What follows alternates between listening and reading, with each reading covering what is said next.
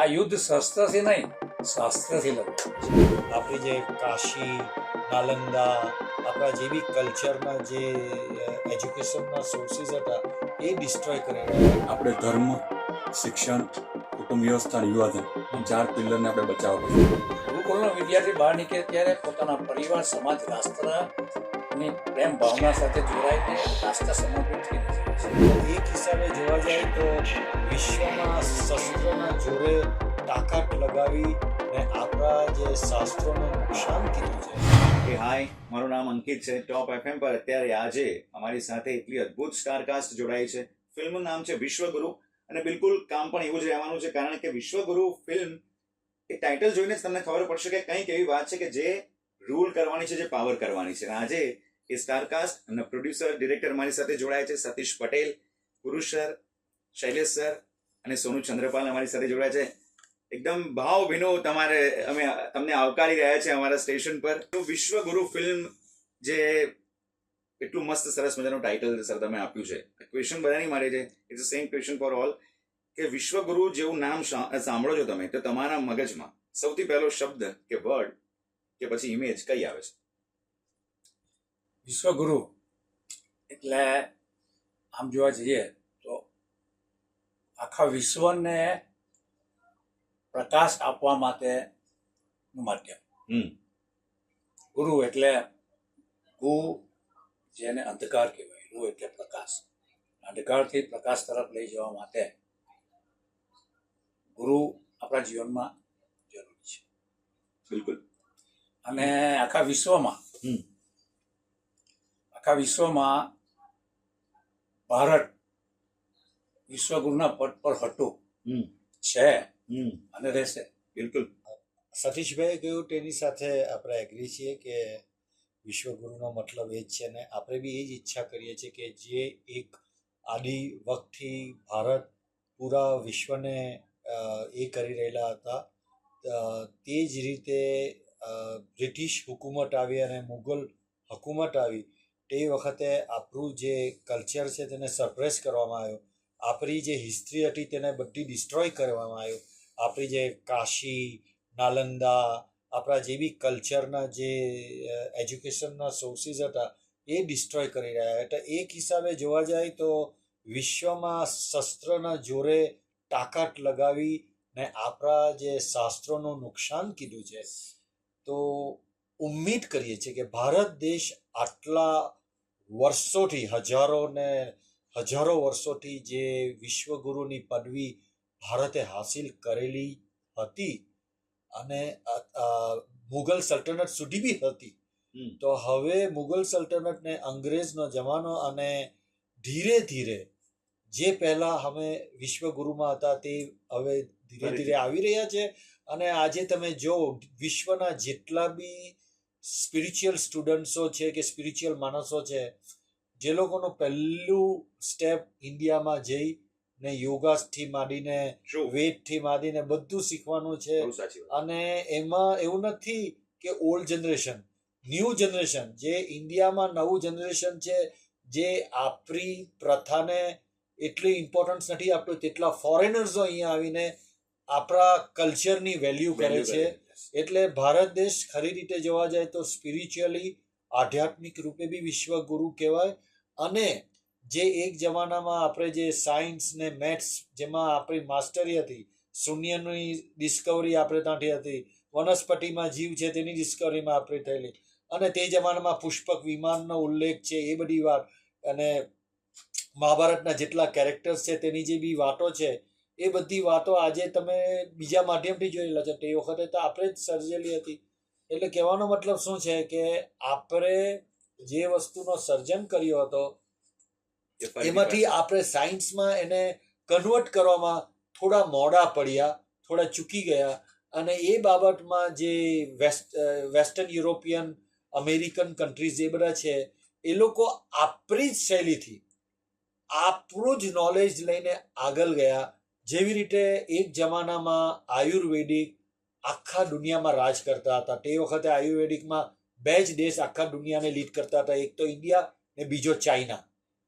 પછી એ જ આયુર્વેદિકના બધા ફોર્મ્યુલા ચોરી કરી ને ફાર્માસ્યુટિકલ ઇન્ડસ્ટ્રીએ તે જ આયુર્વેદિકમાંથી એ લોકોએ એલોપેથિક ગોળીઓ બનાવી અને દુનિયામાં એ લોકોએ કહી દીધું કે નહીં, અમારી ગોળીથી તમને ઇન્સ્ટન્ટ સારું થશે, આયુર્વેદિકમાં તમને ટાઈમ લાગશે. અને આજે આપણાવાળાએ પાછું જેનેરિક ઇન્ડિયામાં દવા ચાલુ કરી. તો કહેવાનો મતલબ શું છે કે આપણી પાસે બધું જ છે, ટેલેન્ટથી માંડીને દરેકે દરેક વસ્તુ અવેલેબલ છે. એને ગાઈડ કરવાની જરૂર છે અને એ ગાઈડ કરવા માટે તમને વિશ્વગુરુ જોઈએ અને ભારત દેશ એક વિશ્વગુરુ છે. અને આ ફિલ્મ વિશ્વગુરુથી અમે પ્રેરિત કરવા માંગીએ છીએ મનોરંજનના થ્રુ કે ઇન્ડિયા આ શાસ્ત્રની મદદથી ને જે શસ્ત્રોનો અત્યાર સુધી જે ડોમિનેશન ચાલી રહેલું છે તેને ખતમ કરીને શાસ્ત્રોની મદદથી પાછું એક વિકાસ થઈ શકે, દુનિયાનો શાંતિપૂર્ણ વિકાસ થઈ શકે અને આધ્યાત્મિકથી માંડીને તમે દરેકે દરેક વિજ્ઞાનથી માંડીને દરેક ક્ષેત્રમાં બી તમે પ્રગતિ કરી શકો છો. Sir please. વિશ્વગુરુ એટલે વિશ્વનું માર્ગદર્શન કરવું, અને એ માર્ગદર્શન આપણે ભારત વર્ષ કરી રહ્યા છીએ. જે ભવિષ્યમાં ભૂતકાળમાં કરતા હતા અત્યારે કરે છે, અને ભવિષ્યમાં કરે એ માટે અત્યારે આપણે ધર્મ, શિક્ષણ, કુટુંબ વ્યવસ્થા અને યુવાધન આ 4 પિલ્લરને આપણે બચાવવા પડશે. તો જ આપણે એમ કહેવાશે કે વિશ્વગુરુ હતું, છે અને રહેશે. એ માટે અત્યારે પ્રયાસ કરવાનો હતું અને છે તો આપણે બધાને ખબર છે. એટલે આ 4 પિલ્લરની બચાવવાની જવાબદારી દરેક નાગરિકની છે અને મનોરંજનના માધ્યમથી, સિનેમાના માધ્યમથી આપણે લોકો સુધી પહોંચી શકીએ. પીરસીએ છે, એક અભિયાન છે. એક અભિયાન છે. મેમ, તમે શું કહેવા માંગશો? હું પણ સેમ જ કહીશ કે વિશ્વગુરુ એ મતલબ આપણને એક ગુરુની જરૂર પડે માર્ગદર્શન માટે. એ આપણને રાઈટ જગ્યાએ ગાઈડ કરી શકે. So this film will guide you right direction કે શું સારું છે, શું નથી સારું. તમને એક એનલાઇટમેન્ટ મળશે એનાથી કે તમારા એક વિચારવાની પદ્ધતિ ચેન્જ થશે. તો તમારામાં એ ચેન્જ લાવવા માટેનો એક પ્રયાસ, એક માર્ગદર્શન, દેટ ઇઝ ધ રીઝન કે આને વિશ્વગુરુ નામ આપવામાં આવ્યો છે. સર, તમારો મને સવાલ એ બહુ ક્યુરિયસલી થાય છે કે આવો વિચાર કેવી રીતે આવ્યો કે વિશ્વગુરુ ફિલ્મ બનાવી અને એમાં તમારી એક રીલની નીચે મેં લાઈન જોઈ છે કે આંતરિક દુશ્મનોથી દેશનું ચેતનાત્મક રક્ષણ કે સંઘર્ષ. વિચાર તો પહેલા તો સરનો હતો, પ્રોડ્યુસરનો, કે એને રાષ્ટ્રપ્રેમની ભાવના હતી. તો રાષ્ટ્રપ્રેમ માટે શું કરી શકાય, રાષ્ટ્રને બચાવવા માટે શું કરી શકાય. પછી અમુક મુદ્દા વિચારે કે અચ્છા રાષ્ટ્રમાં શું ઘટે છે, શું ખૂટે છે, શેની જરૂર છે. સર્વે કર્યો તો પછી 4, જેમ તમે મેં કીધું કે 4 પિલર. અત્યારે યુવાધન આપણે ગલત માર્ગે જઈ રહ્યો છે, કુટુંબ વ્યવસ્થા તૂટી રહી છે, શિક્ષણમાં બી આપણે બહુ ઘણો ફેરફાર થઈ રહ્યો છે, ધર્મને આપણે થોડુંક બહુ પેલું જોતા નથી, જે પેલા ધર્મથી બધું થતું હોય. એટલે આ 4ને જે કડી મળે છે એટલે રાષ્ટ્રપ્રેમ. સરની જે વ્યાખ્યા છે કે રાષ્ટ્રપ્રેમ, અને એ રાષ્ટ્રપ્રેમ એટલે કે પહેલા જ્યારે હતો આપણે વિશ્વગુરુ બનવા માટેનો, એટલે આખું લિંક વિશ્વગુરુ અને રાષ્ટ્રપ્રેમને બે કમ્બાઈન છે. તમને સર વિચાર કેવી રીતે આવ્યો કે આવું કંઈક ખૂટી રહ્યું છે આસપાસના સમાજમાં, સોસાયટીમાં, યુવામાં? તમે ક્યાં એવું ભાળ્યું કે તમને એવું થયું કે આ જરૂરી છે ને આ માધ્યમથી આપણે પહોંચાડવું જોઈએ?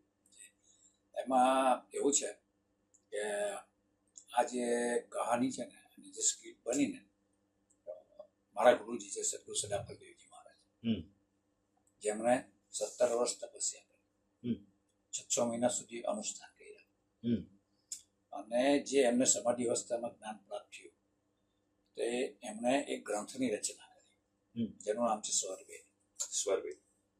એ સ્વરવેદ મારો કન્ટિન્યુ 15 વર્ષથી દરરોજ 2 કલાકનું અધ્યયન છે.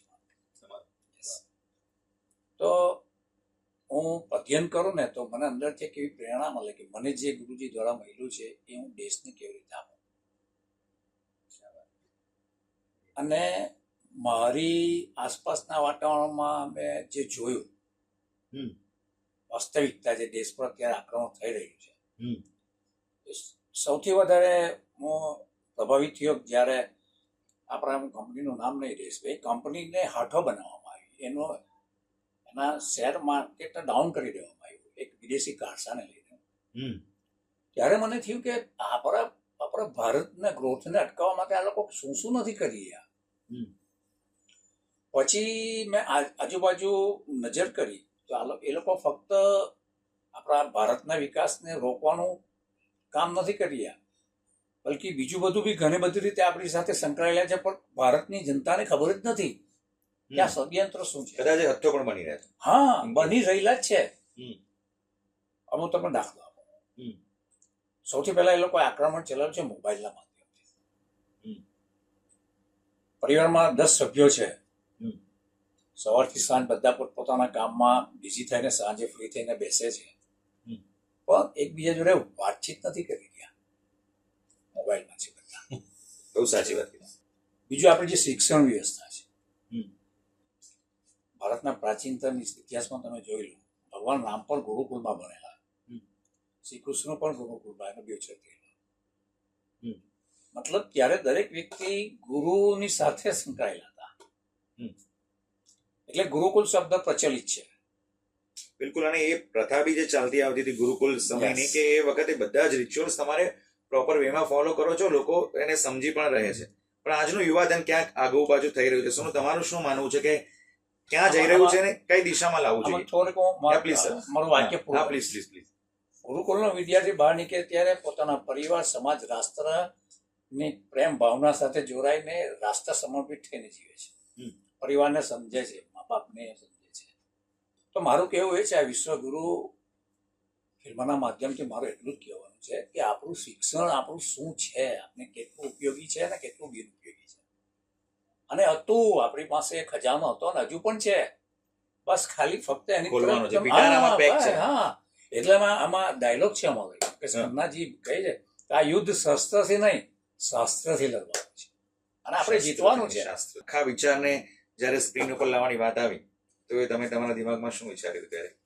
એક મેકર તરીકે વાત કરું તો અમારી પાસે પ્રોડ્યુસર જ્યારે આવતા હોય તો અલગ અલગ કન્ટેન્ટ લઈને આવતા હોય છે કે એમનું અમે ફોલો કરવાનું નથી, તમારે આના પર ફિલ્મ બનાવવાની છે, આના પર ફિલ્મ બનાવવાની છે, અમે એ રીતે ચાલતા હોય છે કોમર્શિયલી.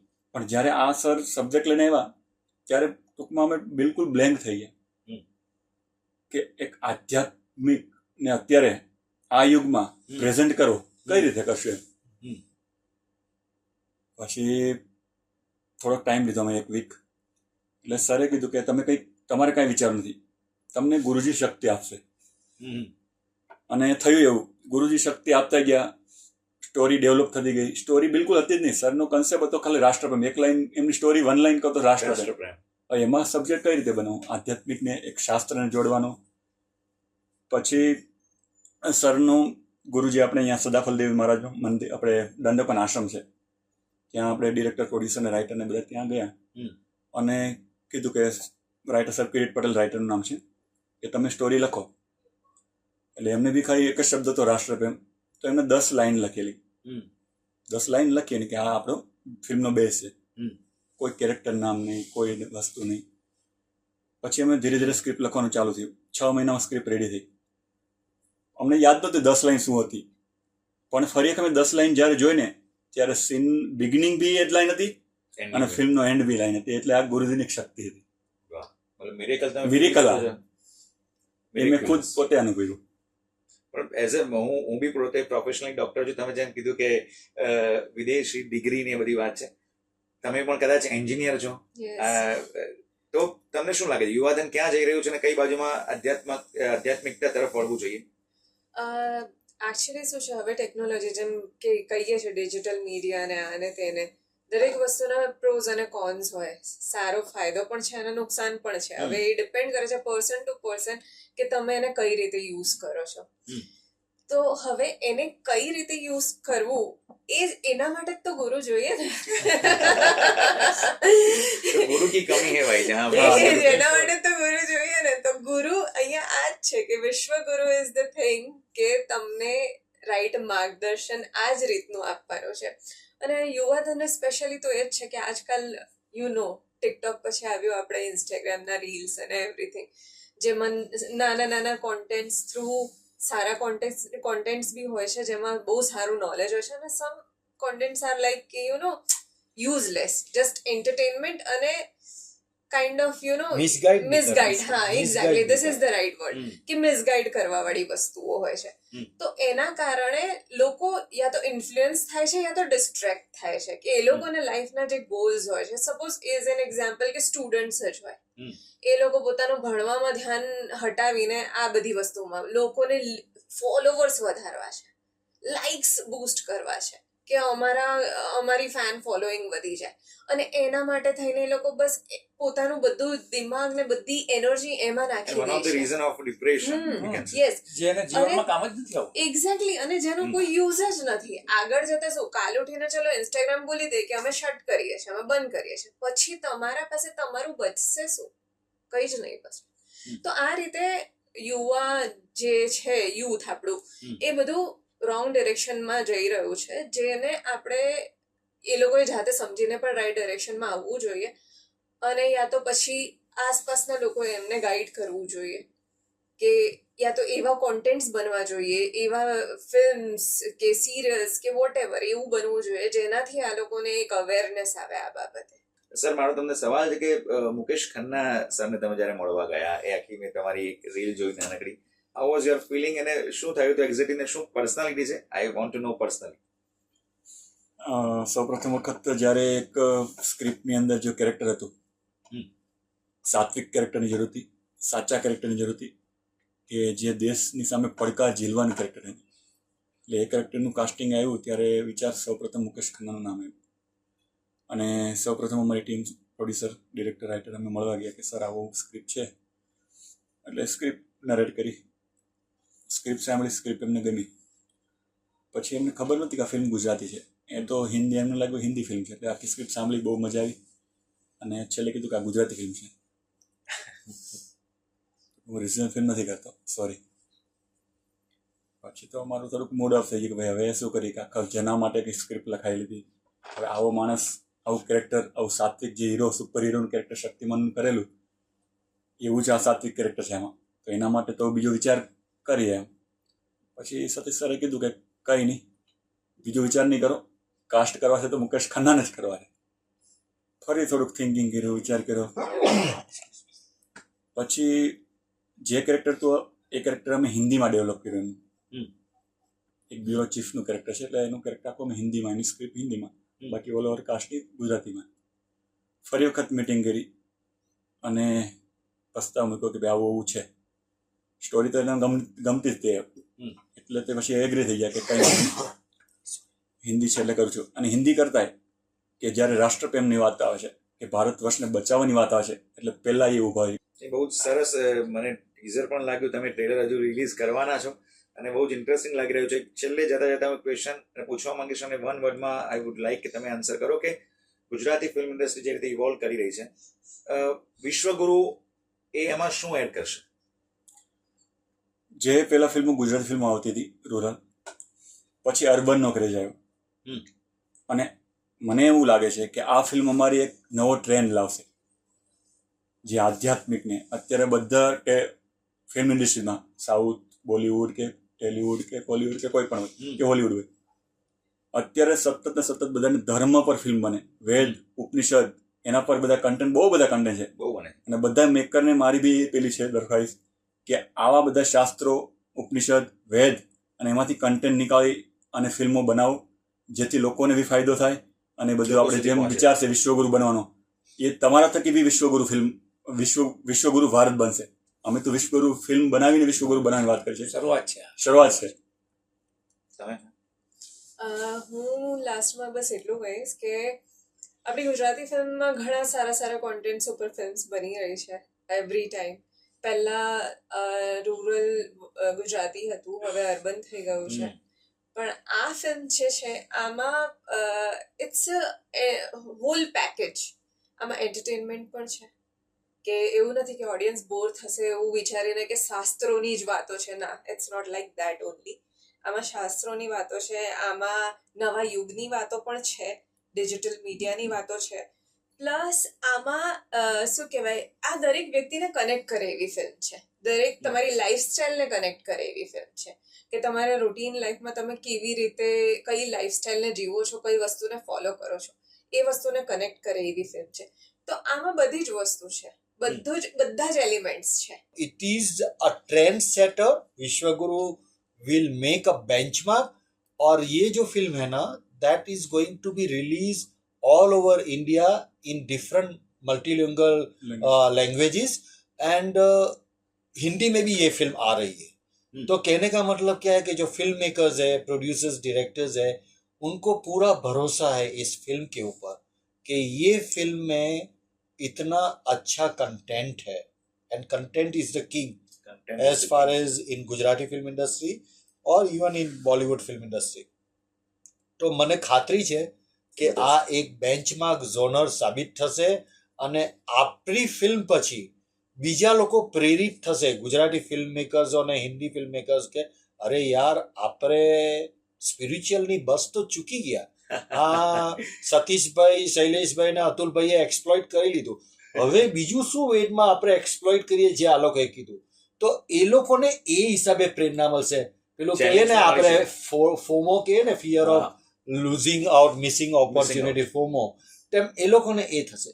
એટલે એટલે રીચ લુક મળશે, ગુડ પ્રોડક્શન ક્વોલિટી જોવાની મળશે, ગુડ કન્ટેન્ટ જોવાનું મળશે, અને સાથે સાથે entertainment with message. We are not giving any Vedic lecture. Swarved પર અમે લેક્ચર નથી આપતા, અમે થ્રુ વિઝ્યુઅલ, અમે થ્રુ વિઝ્યુઅલ, થ્રુ એક્શન્સ એક મેસેજ આપવાની કોશિશ કરી રહ્યા છે. એક થીમ આપણે આપી રહેલા છે સ્પિરિચ્યુઅલનો, અને જે વિશ્વગુરુ ટાઇટલ આપેલું છે એ વિશ્વગુરુના 50 મતલબ લઈને ઓડિયન્સ ઘરે જશે એની ખાતરી છે. એટલે આ ફિલ્મને કોઈ પણ ઇગ્નોર નહીં કરી શકશે, ક્રિટિક બી ઇગ્નોર નહીં કરી શકશે, ઓડિયન્સ બી ઇગ્નોર નહીં કરી શકશે. અને જે એસોસિએટ છે ફિલ્મ ઇન્ડસ્ટ્રી વાળા, ગુજરાતીથી માંડીને એ લોકો બી ધ્યાન પર, જેમ તમે મેં કહ્યું કે પેલી એક હોરર ફિલ્મ શેતાન જે હિન્દીમાં બની, હવે વશ કરીને ફિલ્મ પરથી બની, તેવી જ રીતે આ ટ્રેન્ડ એકવાર ચાલુ થઈ જશે તો તમે જોજો વેટ પર ઘણી ફિલ્મ બનવાનું ચાલુ થશે. Sir, last but not the least, ફરી કહું છું 91.9 ટોપ એફએમના માધ્યમથી ફક્ત ગુજરાતને નહીં, ફક્ત ભારતને નહીં, આખા વિશ્વને કહેવા માંગુ છું કે ભારત વિશ્વગુરુ હતું, ભારત વિશ્વગુરુ છે, અને આગળના સમયમાં બી ભારત વિશ્વગુરુ બની રહેશે. અને દરેક ભારતીયની અંદર ભારતીયતા કૂટથી ભરેલી છે. અને અમારો આ વિશ્વગુરુનું ટાઇટલ એટલા માટે જ છે કે જે આપણી અંદર ગુઠ્ઠીમાં ભરેલું છે સંસ્કૃતિ, તેને ઉજાગર કરવાની છે. અને છેલ્લે અંતે એટલું કહીશ કે ભારતમાં રહીને આપણે ભારતને ગાયબ નહીં કરી શકીએ. બરાબર છે, બહુ મસ્ત વાત કીધી. ભારતમાં રહીને ભારતને ગાયબ નહીં કરી શકીએ. Thank you so much.